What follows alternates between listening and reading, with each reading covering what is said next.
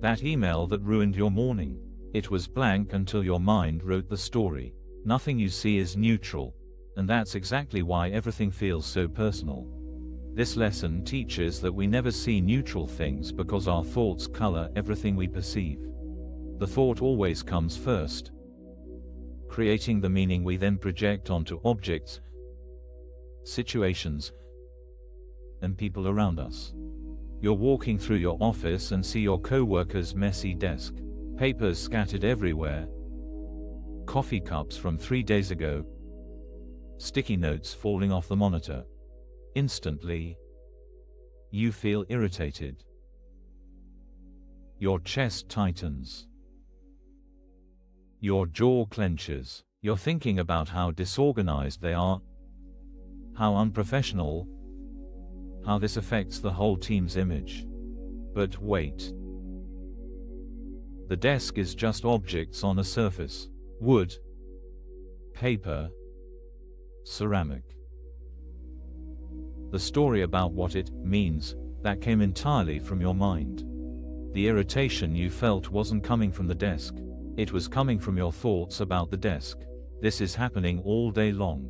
Your mind works like invisible tinted glasses that you've been wearing so long you forgot they're there. Everything looks yellow, blue, or red to you, but you think that's just how the world actually looks.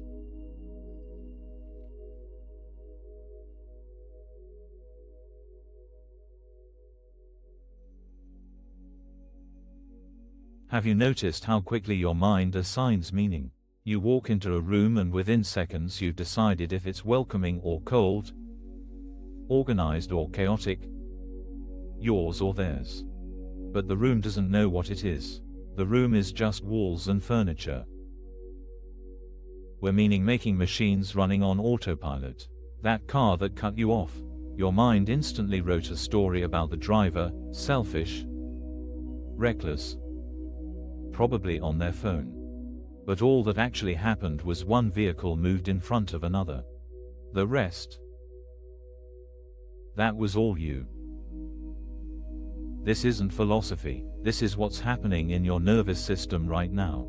Your brain receives raw data, light waves, sound waves, physical sensations. Then, faster than conscious thought, it runs that data through years of conditioning, memories, beliefs, and fears. By the time you're aware of seeing something, it's already been thoroughly interpreted. Think about your kitchen this morning. Maybe there were dishes in the basin. For some of us, that sight triggers immediate self-criticism. I'm so disorganized. I can't keep anything together. For others, it might trigger anger. Why am I the only one who cleans around here? Same dishes. Completely different emotional experience. The dishes don't know they're dirty. They don't know they represent failure or unfairness. They're just dishes. Sitting there. Being dishes.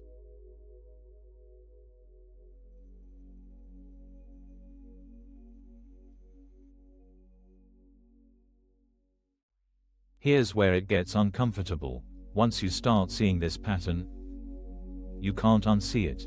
You catch your mind in the act of meaning-making dozens of times a day. And each time, there's this moment of recognition. Oh, I'm doing it again. You see your reflection in a store window. Instantly, I look tired. I look old. I need to lose weight. But the reflection is just light bouncing off glass. The harsh judgment, that's your thought glasses at work. Your phone buzzes. Before you even look, your body reacts. Your shoulders tense. Your breathing shifts. Why? Because your mind has already written 3 possible stories about who it might be and what they might want. The phone just vibrated. Everything else is your projection. Remember our co-worker's desk. Let's go deeper. Why does messiness trigger you? Maybe growing up. A messy room meant getting in trouble. Maybe it reminds you of a chaotic time in your life when everything felt out of control. Maybe you've linked external order with internal worth. The desk doesn't know any of this. The desk is just being a desk. But you're walking around seeing that desk through 30 years of conditioning. Those tinted glasses aren't just colored. They're layered with the fingerprints of every experience, every judgment, every fear you've collected.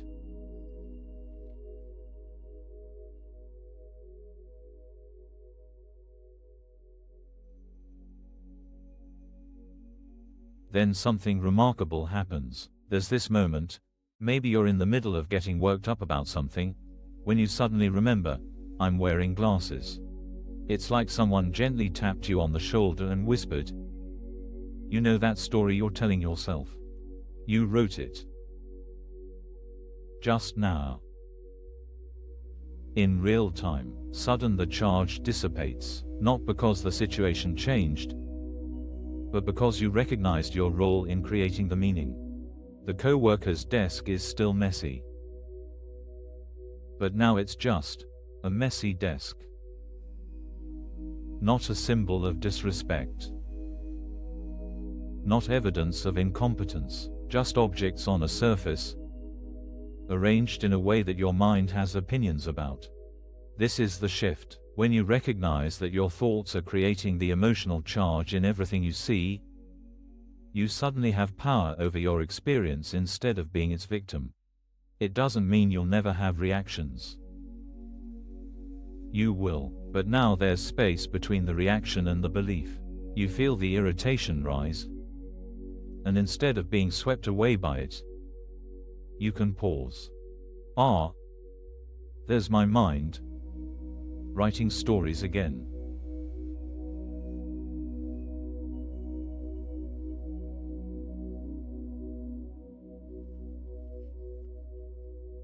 What would it be like to move through your day recognizing that nothing is actually attacking you? That the traffic isn't personal, the weather isn't punishment, your inbox isn't evidence of anything except emails existing. We're not talking about forced positivity here. We're not saying you should like everything or pretend problems don't exist. We're simply recognizing that the emotional charge, the story, the meaning, that's coming from inside your own mind. Your partner leaves dishes in the basin. Without the glasses, it's just dishes in a basin.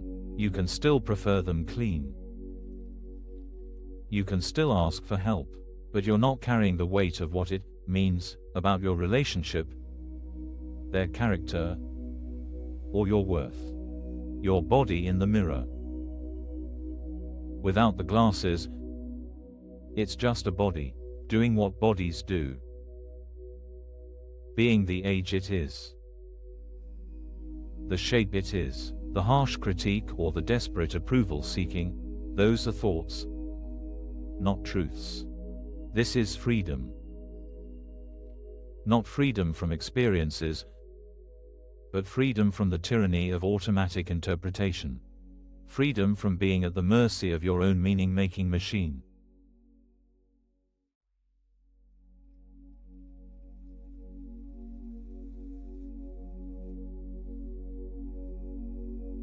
Here's what nobody tells you. Recognizing that you're wearing glasses doesn't mean you have to take them off forever. Sometimes you'll forget they're there. Sometimes you'll choose to keep them on because the familiar feels safer than the unknown. That's okay. But now you know. Now, in any moment of distress, you can ask yourself, what story am I telling? What meaning am I assigning? What would this look like if I remembered that my thoughts are creating the charge? Tomorrow morning, you'll wake up and start seeing non-neutral things immediately. Your unmade bed. The weather outside. Your first email, and with each one, your mind will start its story. But maybe, just maybe, you'll catch it. You'll remember, nothing I see is neutral because I have no neutral thoughts. And in that remembering, There's power. The power to question instead of believe. The power to pause instead of react. The power to recognize that you've been wearing glasses so long you forgot they were there. The world hasn't changed, but your relationship to your own perception has. And that changes everything. If you'd like more teachings and guided practices like this, you can like the video and subscribe. And now, we'll move into a short guided meditation.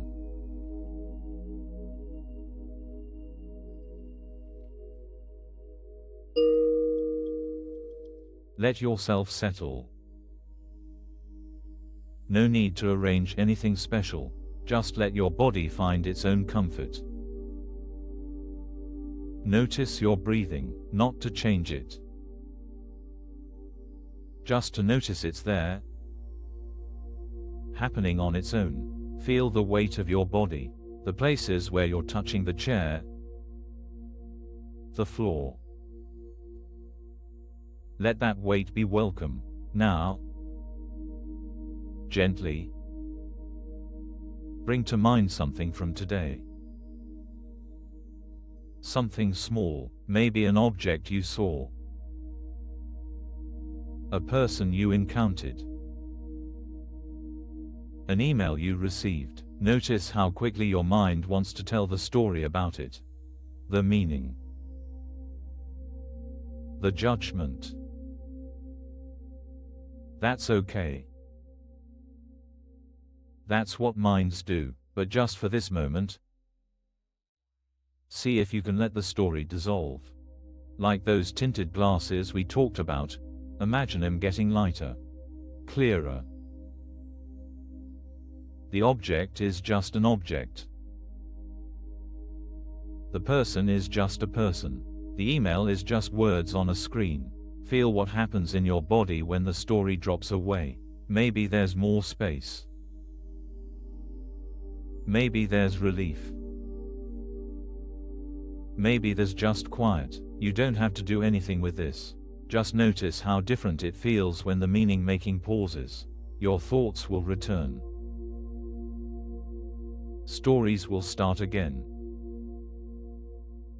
That's natural, but right now, in this moment, you can rest. Rest in the space between thought and belief. Rest in the recognition that you are the one who gives things their meaning. And when you're ready, let your awareness expand again. The sounds around you, the feeling of this moment. You can open your eyes whenever it feels right. The glasses will be there when you need them. But now you remember, you're the one wearing them. And that makes all the difference. Thank you for practicing with us today.